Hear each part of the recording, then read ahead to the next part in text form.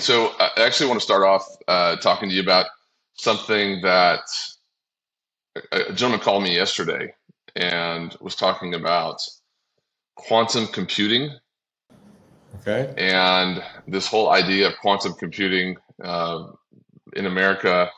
I think there's still some mystery around what's about to happen with AI and quantum computing, Yeah. but he was a part of a security council meeting, like where all these cybersecurity people meet. And this presentation was made about quantum computing and how at some point, once they unleash quantum computing in the next 3 to 4 years, like no privacy Yeah. will be allowed. Like you're going to have laptops and cell phones that will be easily unlocked because of the algorithms Right. that quantum computing can master. And so I don't know where technology goes, you know, in terms of like the practicality of it, but we're ramping up to a world where computers, AI is just going to be so masterful for people to use for good and for evil. And how does the human mind compete with it? I don't know. We're going to have to figure that out. But good morning from Texas. I know it's good afternoon in Israel. Brian Schrager, the great Brian Schrager, the man, the mystery, the legend. Uh, thought you had a great report yesterday. I know there's a lot more serious tone in Israel right now, so I'd like for you to just talk about what's happening. Your report yesterday spoke into a potential war. You're on the ground there in Israel, so just give everyone an update of what's happening. Well, Iran has not yet attacked, but everyone is certain it will. They are certain they will.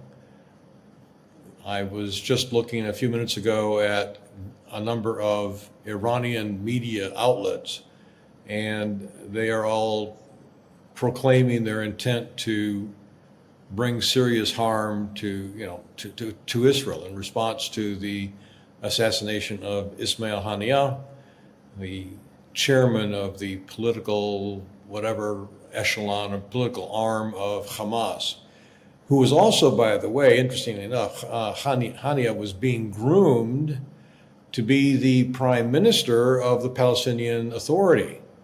Mahmoud Abbas is fairly old and cannot live forever. He's well into his 80s.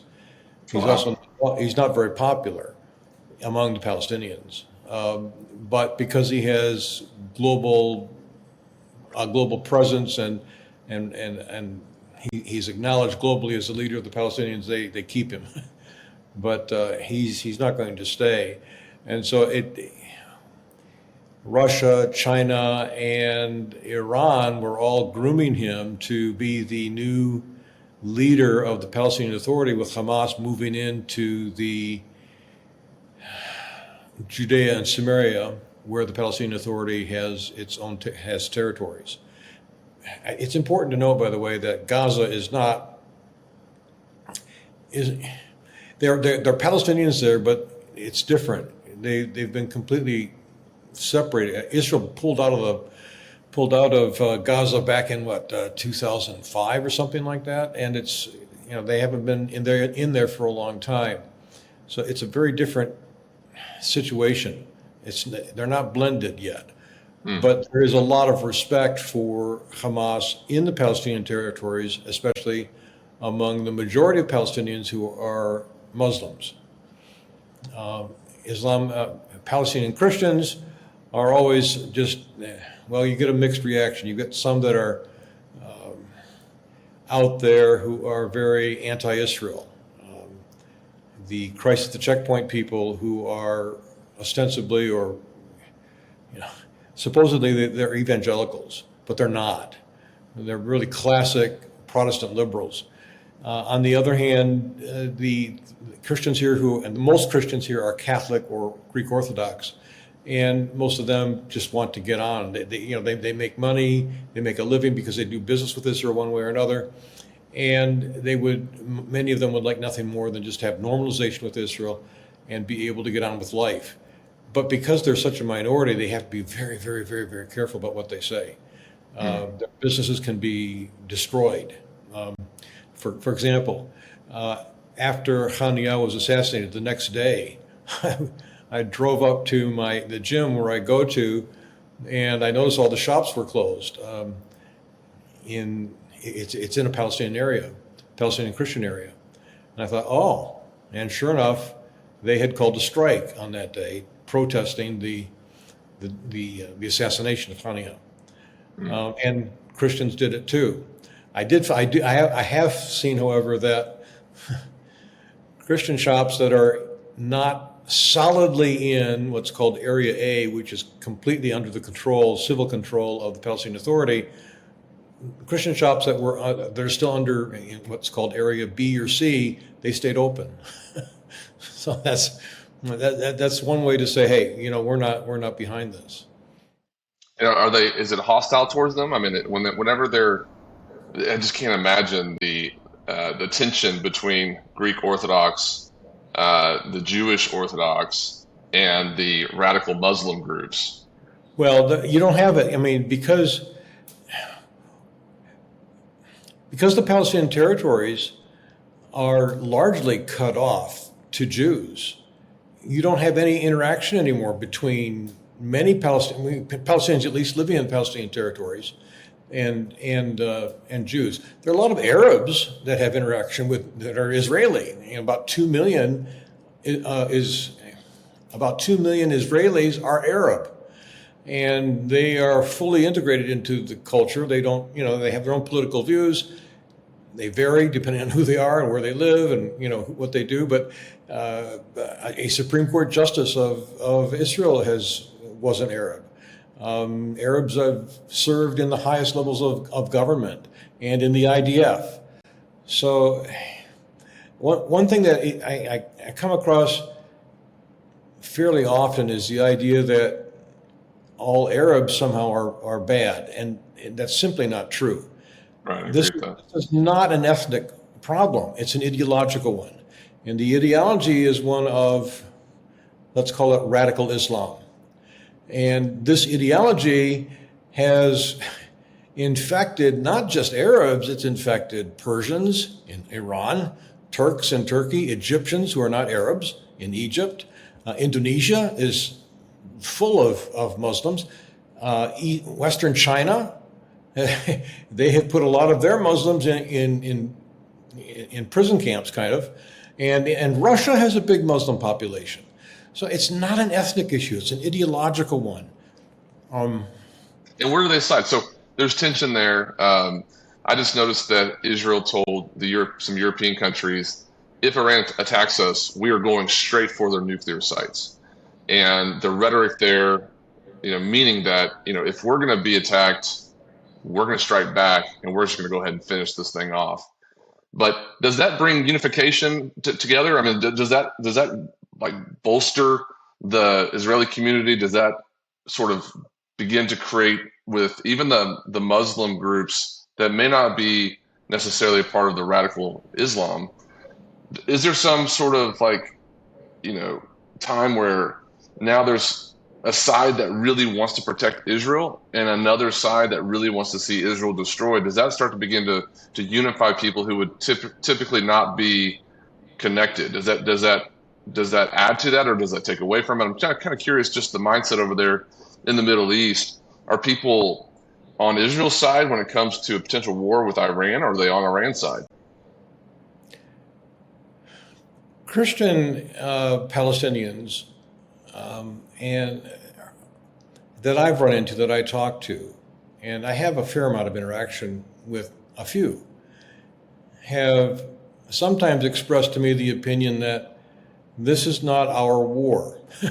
And they were, at the time when I was heard this, we were dealing only with Hamas in Gaza. They were saying, it's the Muslims and the Jews. It's their war, Israelis and Muslims. We're not part of it. We want to stay out of it. And so that's one approach. In terms of what's happening now and what Israel may do after Iran attacks, which it will do, no, right now everyone is just on pins and needles about the attack. They're not really focusing on what Israel will do in response. It's very tense. Everyone knows that the proverbial, if you will, axe is about to fall, and we don't know when. It could be any minute. When I filed the report that went up yesterday on Tuesday, I was recording on Monday, and the Secretary of State for the U.S. had said, "Oh, well, the attack might happen on Monday." So I didn't, there was a lot of concern that it could happen before the report even got up. It hasn't happened yet. And emotionally, what goes on here is everyone has to get on with work and life, but it's not easy to sleep at night. You wake up in the middle of the night and sometimes can't go back to sleep. I imagine. This across the board. And you're thinking, okay, do I have what I need? If the war begins and the electricity goes out, what will I do? A lot of people have purchased generators. I don't have one. I should, but I don't. Do you know somebody who does have one? Well, I think so. Yes. So I have a place I can go and get electricity, I think, if I'll need it. But that people are thinking about water. They're thinking about where do we go for shelter? I mean, you don't really go any place these days without thinking, okay, where will I go if the attack begins when I'm out now? I mean, tonight I have to go water plants for a friend of mine who's out of town. And so I will do that, but I will also be keeping in mind, what I need to do in case the attack begins while I'm on the road or while I'm at his home. These things consume one's attention here. So these defense systems that you have in Israel, which have great names, by the way, I don't know who's in the naming side of it, but the Iron Dome, the Magic Wand, the confidence level in those protecting the general public, is it high? Is it sort of it's a first line of defense, but eventually those things kind of give way if it's worse? And you mentioned EMPs, which I think it's important to talk about because EMPs are probably the most drastic, non-lethal, but potentially cataclysmic in the sense that it ruins all systems. Well, Iron Dome, David's Sling, David's Arrow, and there's a new one coming out that reportedly has sometimes been in trial use, but there was no official announcement of it. It's called, what's it called? Iron Beam, which is a laser defense system. It shoots lasers at drones and at missiles. It has a range of about 7 kilometers or say 2.5, 3 miles at the most. But it's much cheaper to use, and it can take out smaller things like drones. And there are even some ships that are being armed with it now to take out drone swarms, because drones are going to be the really big problem in years to come. And especially if they can do swarms, they can make them do anything. And when you have a 10,000 bees coming at you, you can't just shoot down 10,000 bees. How do you stop them? And that's kind of what drones are like, or in terms of what Revelation, they're like wasps, or coming up out of the pit. That's a very good metaphor. Crazy. Yeah, that is metaphor for how these drone swarms work and will work. It's an entirely different kind of warfare. So yes, there's a fair degree of confidence of the ability of these various systems to protect against missiles and to some degree drones, but it's not perfect.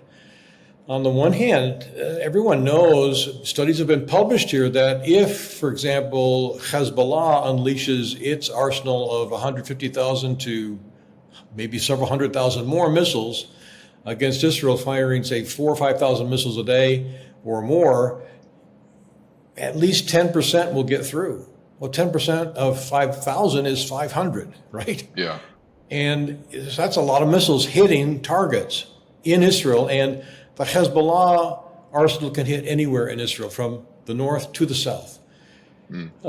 So it's not perfect. And then we also learned a really good lesson, a hard but good lesson in Gaza on October 7th.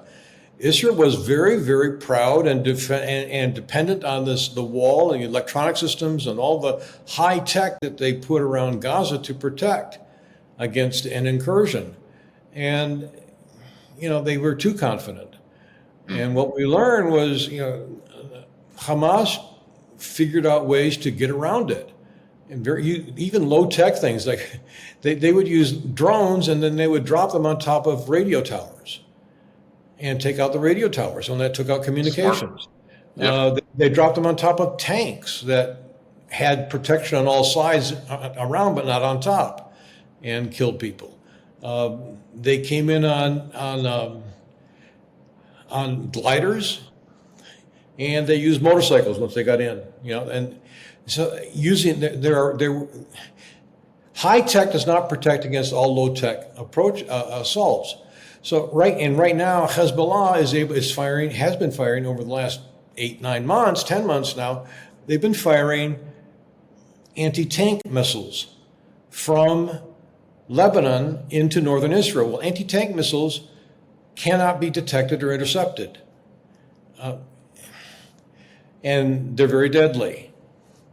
And they've had some drones get through as well. So, and another issue. How good is the intel coming into Israel? I mean, how reliable is it because I would think the worst case scenario is somebody smuggles in, a nuke, a suitcase sized nuke or something that could completely wipe out. And obviously with scripture, you don't see that playing out because a nuclear bomb would decimate that region for a long period of time. But that's your worst case scenario, is somebody comes in with some sort of high powered, smaller size, but high powered explosive device. When you mentioned last week on tunnel systems and ways to sort of infiltrate the borders, and in America, we have a lot of landmass. In Israel, you have very limited landmass with a lot of different ways to get in. Yeah, think New Jersey. It's a exactly. Our airport, DFW airport, they say it's the size of Manhattan Island. We have a lot of land here, a lot of space. Yeah. You guys are limited. So how does that play out for the intel, for the ground game, being able to capture and because you're talking about all that stuff coming from the sky, but I would imagine stuff's coming in from the borders as well. Right, and that's one way too that one component this attack may take.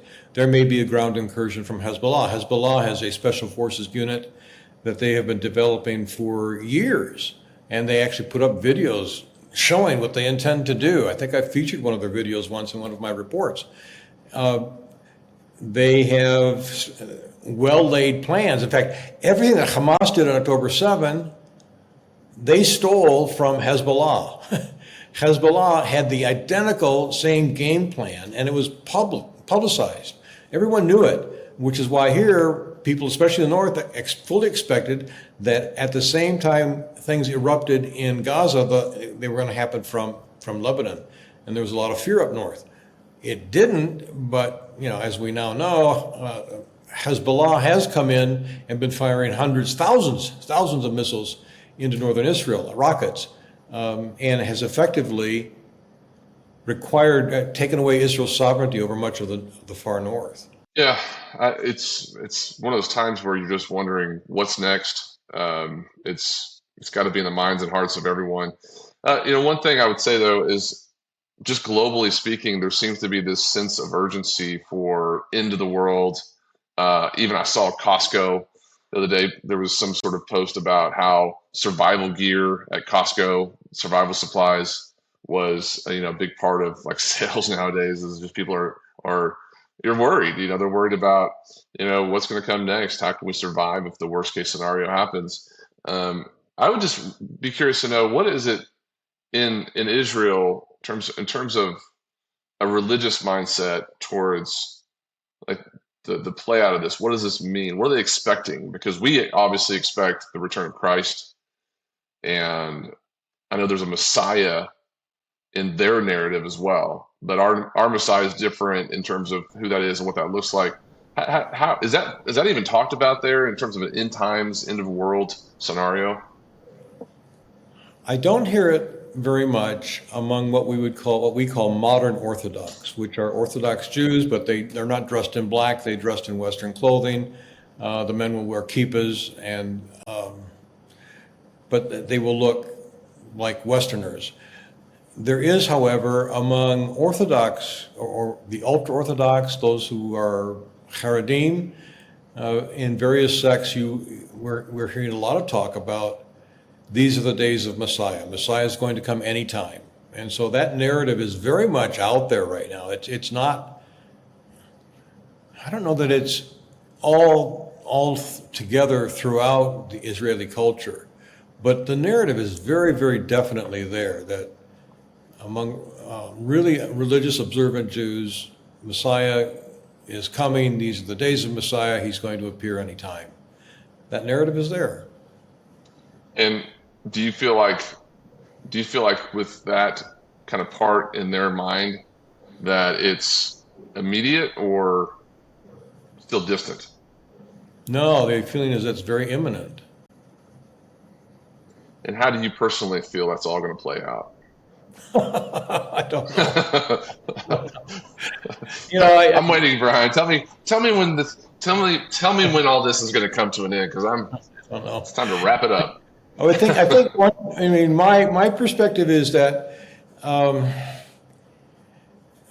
sometimes it's very easy for us to be so concerned about how things fit into a biblical eschatological narrative that we're not really connecting with reality on the ground. We're looking at it and we're stepping back, oh, how does that fit in? Is this Ezekiel 38? Where does this show up in Revelation? Is this the Antichrist? Is that the Antichrist? And as a result, we're not really connecting with the reality of what's happening now. And I think it's very important to connect with what people are experiencing here in Israel. What is it like? Yes, the biblical narrative is there. There's a lot of mystery, though, about how exactly things will play out. I have a good friend who says, he says, and I'll ask you, I said, Brent, do you know about in Revelation where it talks about there will be 30 minutes of silence in heaven? Do you remember that? I don't think so. Yeah, it's okay. It's in there. They said it. I forget which chapter it's in, but it's about, it says 30 minutes. There are going to be 30 minutes of silence, right? Yeah, I didn't know it was so direct to half an hour. Yeah. So my friend says the reason for that is so that prophecy teachers can all adjust their charts. Because his point is we're not going to see how everything fits really until we're in it or even past it. And then we're going to say, oh, that's how this was that's what this was, right? And I think we can be so busy trying to figure out what's what that we're not fulfilling our obligation to represent Yeshua now in loving our neighbors as ourselves, in being there for them, and in identifying with their fear, their grief, their sorrow, their joys.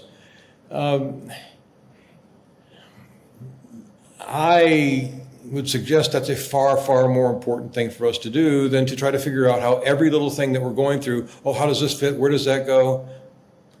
This actually detracts and I think diminishes our witness. Mm-hmm. Yeah, I agree. And it's really, I think it's almost like political analysis. It's almost, one of these things where it really feeds something to want to try and figure out what's happening in the world, how it fits into end time scenario and Bible prophecy. I do feel like it's valuable for us as a community of believers to be anticipating and watching and waiting, encouraging one another to see, there's, Apophis, this meteor that's headed towards the earth, has a nickname Wormwood. It's like, how does that play into this scenario of, could it, what would it? I think what's dangerous is playing the Antichrist bingo game and, waiting for that to play out, because this is just my personal opinion. I have absolutely zero eschatology degrees. So just my personal opinion. I started the conversation by alluding to quantum computing and AI, but there will be a time where we won't know who's real and who's not real.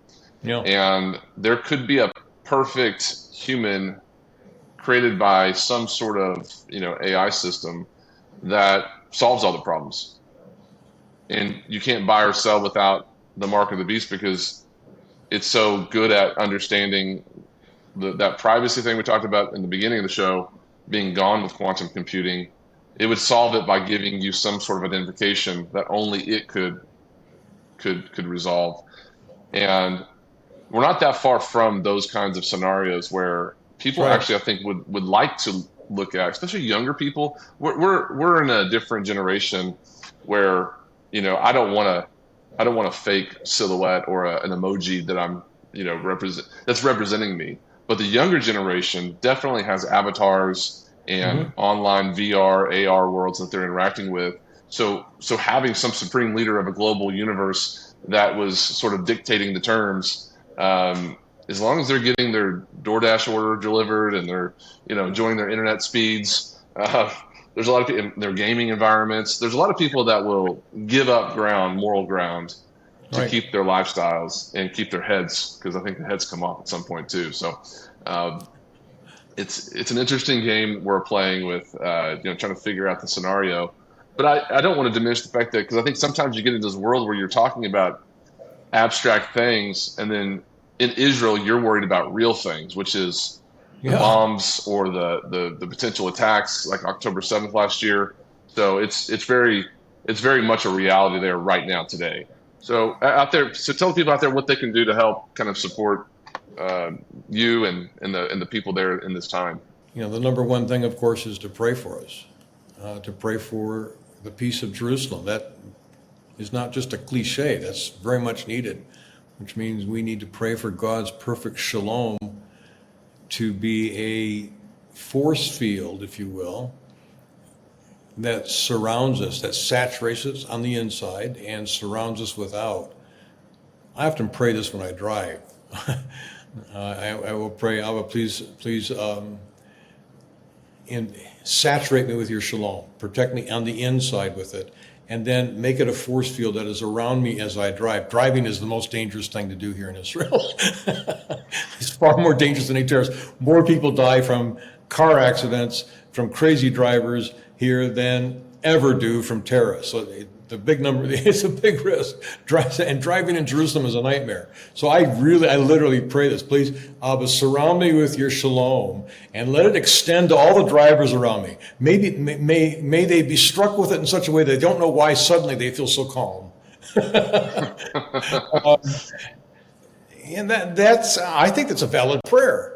And I think it's the kind of thing we should be praying for Israel right now. It's a kind of prayer that I very much would appreciate. I think it's a kind of prayer cover. So praying for the peace of Jerusalem means praying for the shalom of God to protect his people. And Israel is his land. The Jews are they're members of Yeshua's human family. How can we not love them and care for them and identify with them, be with them in their time of fear, anxiety, and grief? Now, I do see some organizations doing practical things, and that like I know of one group right now that is providing food boxes to put in shelters all across Israel. I think that's a great idea. And they're putting water in, right? So they're actually taking steps to move out and do something. So if you run across opportunities to help and you have the means to do so, I think that would be very meaningful. Other than that, it's easy to say, what, just pray? Well, prayer is the number one thing, right? The angels of God are real. They are his special forces. And I think we can call on them with humility, not with arrogance.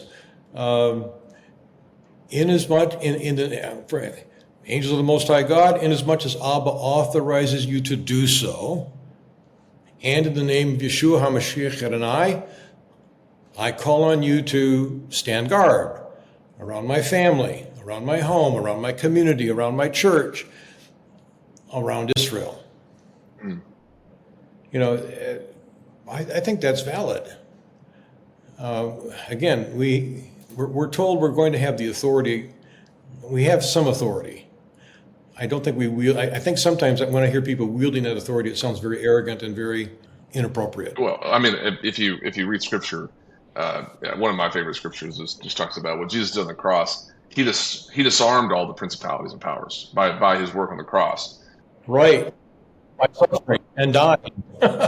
Yeah, we have that authority that they've Yeah. been disarmed. Like they're not even as Yeah. powerful as they once were because of what happened on the cross. And the saints really do need to, with fervent prayer, move mountains. And the I think the cool thing about what's going to happen in the last days, end times, is that component of who has the courage, who's bold, who truly believes that Jesus Christ is the King of Kings, the Lord of Lords, who's serving Him. Who I believe that cowardice and this tepidness. I know that we all have that doubting Thomas moment where it's a little bit of doubt, etched in there, and I think that's part of our DNA and how we're designed.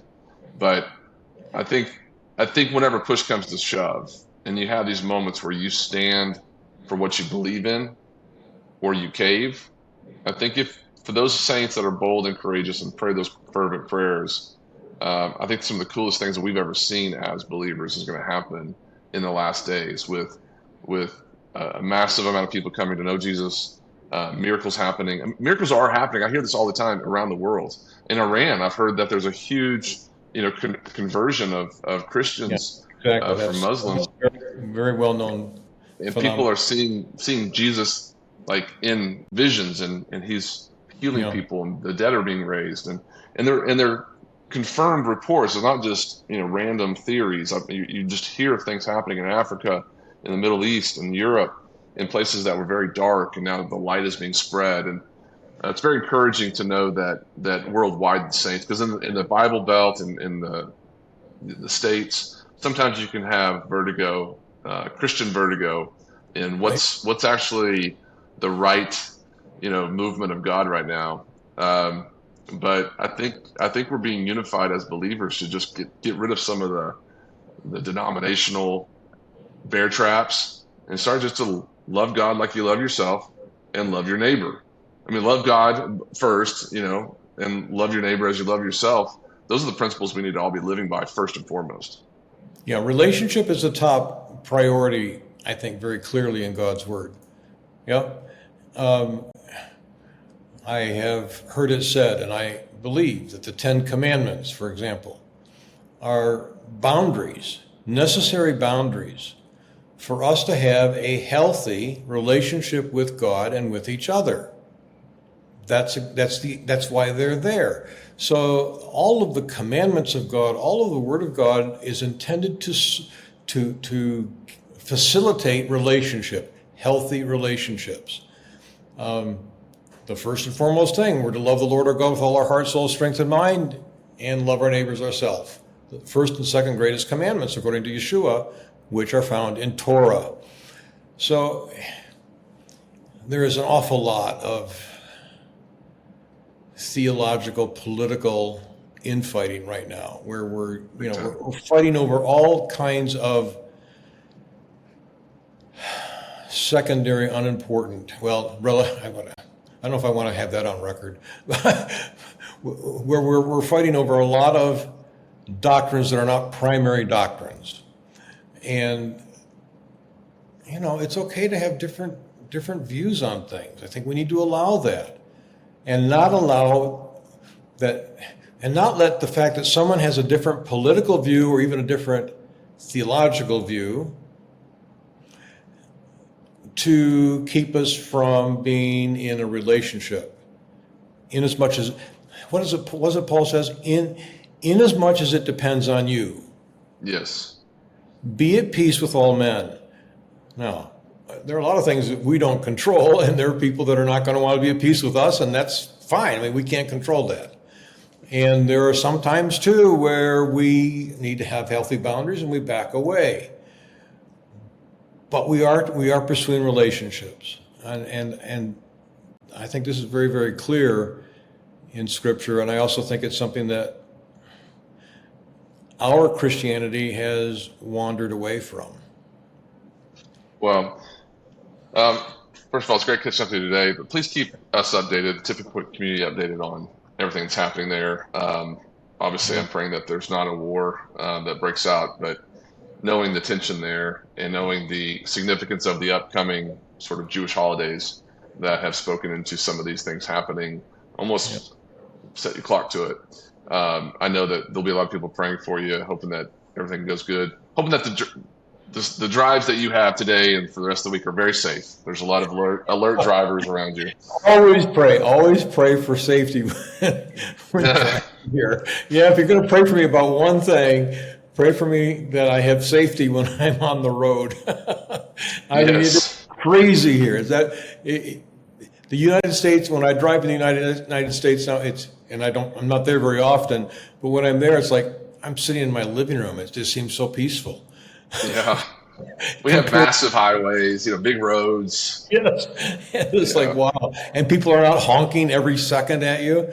I mean, people hear honk, honk, honk, honk, honk. I mean, the light starts to turn and they're honking at you. Go, Yeah, well, that's where road rage starts here. Yeah. Well, it's a way of life here. Well, I mean, you said, so yesterday morning I woke up on 635 here in Dallas, Texas. There was a multi-car crash, and one of the guys in the multi-car crash got mad when people getting out of their car started hitting them with his car, like doing on 635, which is a massive highway here. The highway got shut down. He was chasing people with his car, My word. and then got out and was trying to stab people. So keep your head on a swivel even here. So it's not like it's a utopia here for driving, but we have a lot more room. Typically speaking, even though some of our speeds are higher on the interstates, most of our accidents happen because of distracted drivers or drunk drivers, and by and large, we have probably way less numbers that speak to fatality car crashes than probably Israel does because of all the road nuances there. But yeah, stay safe. Hey, keep us updated. If anything happens, let's do some breaking news on the scene there. And of course, your reports every week are fantastic. So keep up the good work. Thank you, Brian. God bless. All right, God bless. Talk to you soon.